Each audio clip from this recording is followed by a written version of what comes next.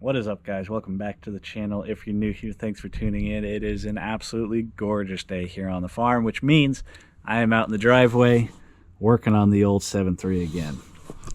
I have been working my butt off inside the house, trying to get as much done inside there so that when the nice weather comes, I can be out here working on the truck, working on things that I actually want to work on. And so right now, I am taking advantage of the nice weather before the rain comes back, and I'm going to get a project done on this thing that I've been wanting to do for quite some time. Now, if you're like me, you like being prepared for worst case scenarios in a number of situations. And so when I go out on a road trip or a long trip with my truck, I bring a few parts on hand so that way if something were to go wrong, I would be prepared to fix it. One of those things that I include is a spare serpentine belt. It is a very, very simple thing that if it goes out, you are kind of screwed on the side of the road unless you have a spare one to replace it with. Now, unfortunately, if you guys know these trucks, you kind of know what I'm getting at.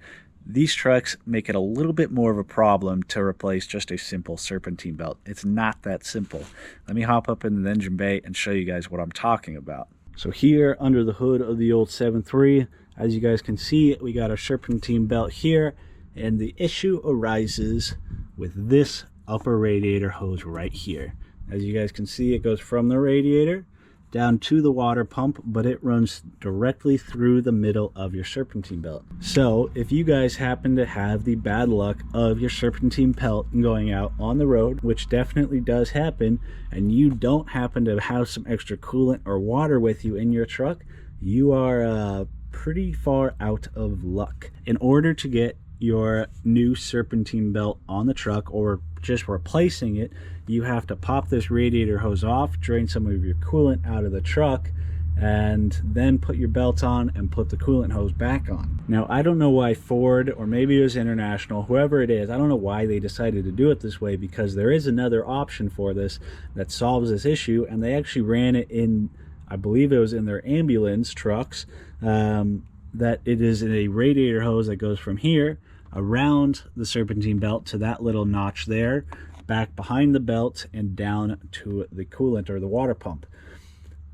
I don't know why they ran it this way when there was the option out there, but this is the issue that I'm going to be updating today, replacing the upper radiator hose as well as a nice squeaky serpentine belt, and giving myself a nice peace of mind that I'm not going to be left stranded on the side of the road because of this issue. So like I said, you guys can totally go online or go to the dealership and pick up a nice OEM upper radiator hose that wraps around your serpentine belt. It's what I did on my last truck. It gives you that peace of mind that you're not going to get left stranded because something as simple as replacing a serpentine belt goes. But what I didn't know, and I don't think this was available when I did this on my last truck, I think this is a newer product, but the guys over at Riff Raff, doing what they do, have come up with an even better option out there that I couldn't keep my hands off of. I had to go with.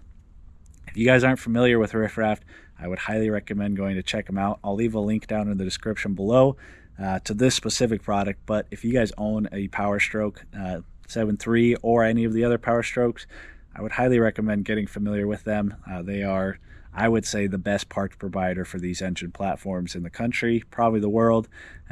Go check them out.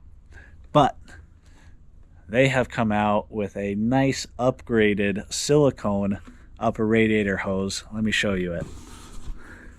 So, like I said, connects to the radiator hose, or the radiator here, goes around the serpentine belt, behind it, and then down into the water pump. Now, what makes this thing better? Let me show you guys their upgraded option versus a factory option. This is the lower radiator hose, but you guys will hopefully you guys will be able to see the difference here. On the left, you have your nice OEM factory option, simple rubber, some reinforcement threads, or whatever you would call it on the inside. And then there's Riff Raff. Very high quality silicone upper radiator hose. And this thing is so much beefier and heavier duty than the factory option. And of course, USA made, a wonderful, wonderful company.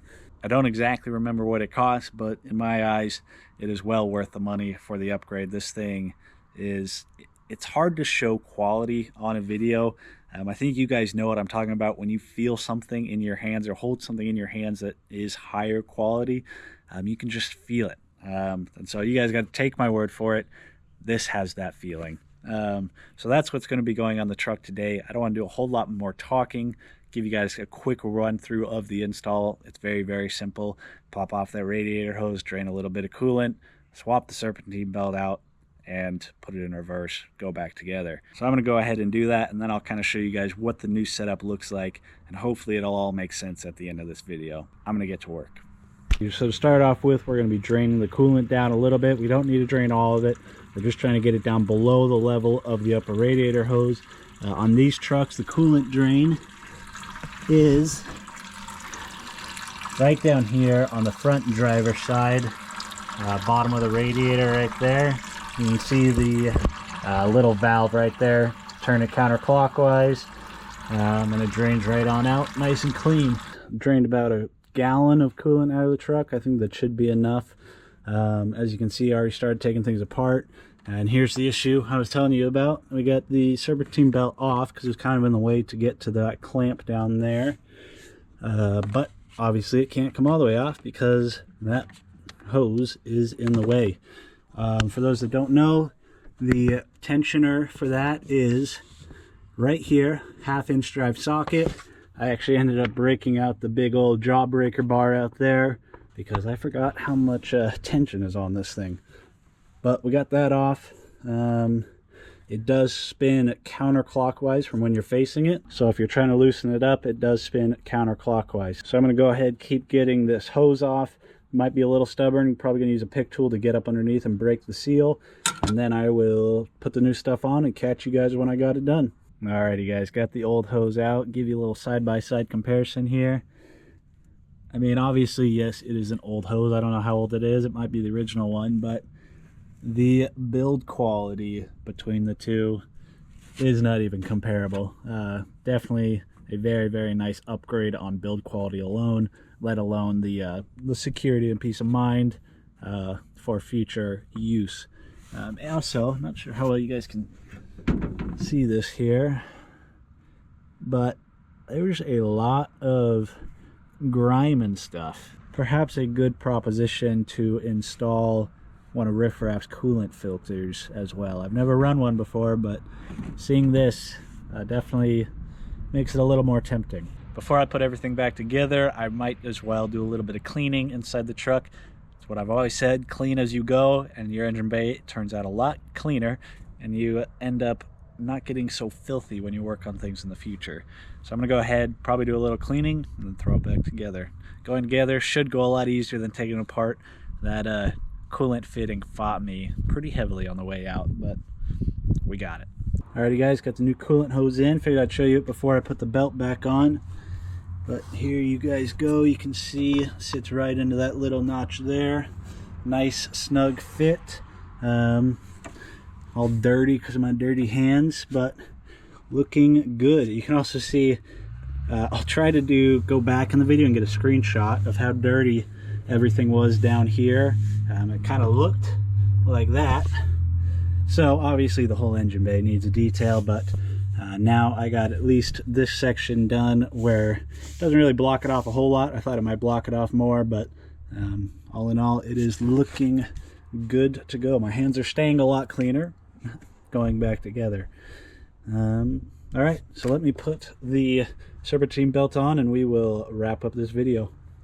That thing fought me so much. Would have been a lot easier with one extra person. Could have got it done really quick, but we got it. Everything is back in order and looking fresh. I think all that's left to do, start it up, make sure, oh, never mind. Got to fill up the coolant. I'm going to fill up the coolant, start it up, make sure everything's good to go. But I think it's probably time to about wrap up this video. For those that are interested, this is the part number for the belt that I used. It's a gate belt. I'm okay using gate belts over Motorcraft or along with Motorcraft. Either one, in my opinion, is just fine.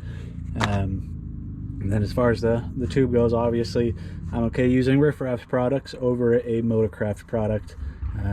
Without a doubt, I think Riff Raff's are probably better quality. So just so you guys can see the fitment wise, Got plenty of gap back there. And now, if anything were to happen, makes it a lot easier to replace the serpentine belt. Instead of going through this entire thing, you can just replace the belt itself. So I think I'm going to clean up. Don't mind that. I think I'm going to clean up and then we will wrap up this video. Alrighty guys, sun got down behind the house. It's a little bit darker now, but the truck is back together, looking good, and of course running good as expected. I didn't think it would have any issues, but we are good to go. So this was a pretty basic install, nothing crazy, but it was really nice to be out in the driveway wrenching on the truck again. It's been a long time. I haven't really wrenched on the truck since kind of end of last summer, fall time frame. It's really good to be back, getting dirty again, getting greasy, and of course kind of nice peace of mind knowing that this is done. I've actually been sitting on this part basically all of winter, so it's finally nice to have it in and know that it's good to go. New serpentine belt, new hose. Hopefully this gets rid of that little chirp that I've been having that has been very annoying to me. I always hate being that guy driving around with a truck that's squeaking. Now of course you guys know I talk pretty highly about Riff Raff. They've been a great company for me to work with. They don't pay me to give them any good reviews or give them promotion or anything. They've been a great company to work with. But of course, I am going to be upfront and completely honest with you guys. Clay over at Riff Raff did provide me with this radiator hose. I was very happy to have it. This was a mod that I wanted to do already, but he did provide me with this. He didn't pay me to give a good review of anything. None of that sport. He just provided me with the product itself. I want to be completely upfront with you guys. Now, like I said, I've been a big fan of Riff Raff from the very beginning. I've been buying my parts from them for probably the better part of a decade now. All the parts on my last truck that I bought from them, I paid completely out of pocket for. I will continue to support them. They are a good American business. Now, of course, maybe it's not in the budget to upgrade to this silicone hose option. Nonetheless, I would recommend going to the hose that wraps around the radiator. I'm pretty sure Riff Raff still sells the OEM part that does that. Hopefully, the video did it justice that the fit and finish of their upgraded silicone hose was definitely better than the OEM one. But either way, they both serve the same purpose. I would just be willing to bet that the silicone hose will last a lot longer. Either way, though, if whatever your budget allows, I would recommend shopping with them. Good customer service and supporting a USA company. I don't want to ramble on a whole lot longer. Hopefully you guys enjoyed the video. Hopefully you guys found it useful. If you found the information useful or you just enjoyed the video, do me a big favor and hit the thumbs up. That is by far the best way you guys can support the channel. Hitting that thumbs up, leaving comments down below, just interacting with the channel, sharing videos. That's the best way you can do it. The more you guys interact with the channel, the more YouTube shares the videos with more people. And the more people that see the videos, the more it allows me to do more videos like this. So all your guys' support is greatly appreciated. There's a lot more projects I have planned for this truck. Just went to a body shop, got some of the body work quoted out. I'm hoping that's not going to break the bank. I'm guessing it will. So there's a decent chance I'm going to be trying to teach myself how to do body work and automotive paint. So if you guys are interested in anything like that or a whole lot of other stuff that I have planned for this truck, do me a favor, hit the subscribe button so you don't miss out. I'll catch you guys on the next one.